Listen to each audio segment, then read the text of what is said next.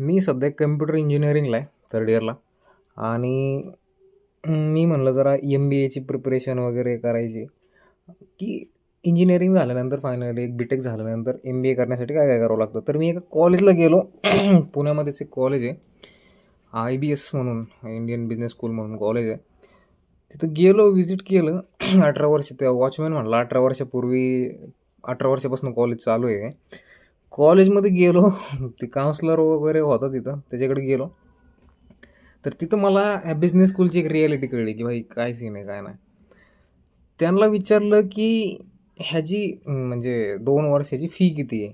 तर ते 2 वर्षाची फी पुण्याची 9 लाख रुपये फी सांगितली त्यांनी 2 वर्षाची.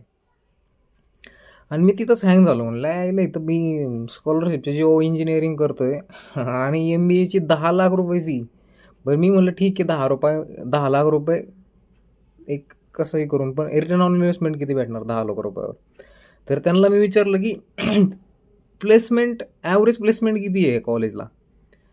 तर ते म्हणले 5 ते 6 लाख रुपये ॲव्हरेज प्लेसमेंट आहे.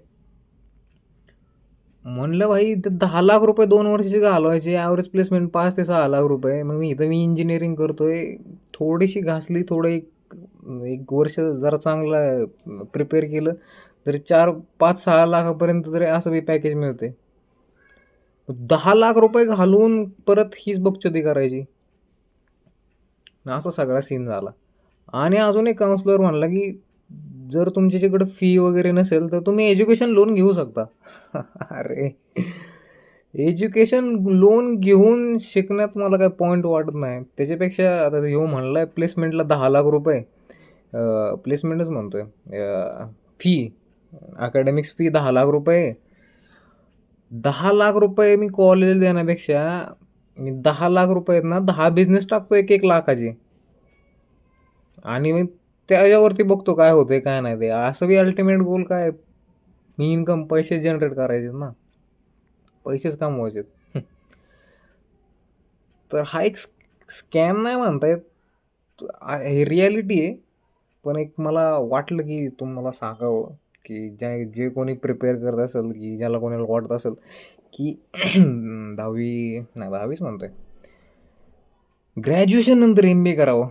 तर आता माझा तर एकदम डाऊट क्लिअर झालेला आहे की भाई MBA तर नाही करायचं मला. 10 लाख रुपये भरून गॅरंटी नाही आहे की रिटर्न येतील म्हणून लवकरात लवकर जॉब लागेल नाही लागेल.